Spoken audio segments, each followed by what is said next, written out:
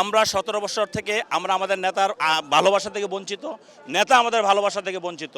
17 বছর পরে আজকে যেহেতু স্বদেশ প্রত্যাবর্তন করছে, আমাদের আকাঙ্ক্ষা, আমাদের উচ্ছ্বাস, সারা দেশের মানুষের উচ্ছ্বাস, শুধু বিএনপি নেতা কর্মী না, 18 কোটি মানুষ তাকিয়ে আছে।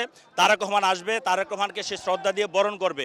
আমরা বিশ্বাস করি গত 50 বছর যা হয় নাই, আগামী 50 বছর যা হবে না, সেটাই আজকে ইতিহাস। আপনারা গত 3 দিন যাবত দেখতে পাচ্ছেন সারা দেশের মানুষ ভালোবাসার যে উচ্ছ্বাস, ভালোবাসার যে শিরর প্রবাহিত হচ্ছে, সেটা হলো জিয়া পরিবারের সার্থকতা, সেটা হলো তারেক রহমানের সার্থকতা। তারেক রহমান দেশের জন্য নিজেকে উৎসর্গ করেছেন, এদেশের জনগণ তারেক রহমানের জন্য নিজেদেরকে উৎসর্গ করছে। আমরা বিশ্বাস করি জিয়া এই দেশের যত অর্জন, সমস্ত অর্জন হয়েছে জিয়া পরিবারের মাধ্যমে, বেগম খালেদা জিয়ার মাধ্যমে এবং তারেক রহমানের মাধ্যমে। যে আপনি দেশের মানুষের উচ্ছ্বাস দেখতে পাচ্ছেন, মানুষের চোখে মুখের দিকে তাকান, শুধু বিএনপির কর্মী হিসাবে আমি বলছি না, দেশের মানুষের চোখে মুখের দিকে তাকান, তাহলে বুঝতে পারবেন সারা দেশের মানুষ কিভাবে তারেক রহমানকে ভালোবাসে।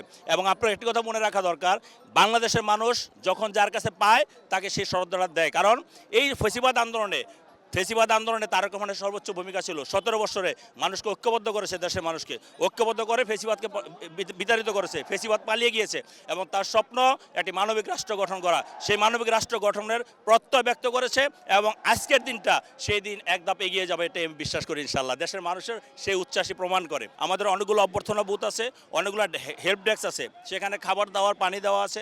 হেল্প ডেস্কগুলো হলো আপনাকে এয়ারপোর্টে ইমার্জেন্সি মানুষকে বা রোগীকে, আমাদের অ্যাম্বুলেন্স রেডি আছে, যখন যে যেতে চায় আমরা সেটা আমাদের নিজস্ব নেতাকর্মী দিয়ে হেল্প করব। আর আইনশৃঙ্খলা রক্ষাকারী বাহিনী তারাও তাদের দায়িত্ব পালন করতেছে। আমার বিশ্বাস একটি স্মরণীয় দিন হওয়ার জন্য এর চেয়ে বেশি কিছু আর দরকার হয় না আর কি।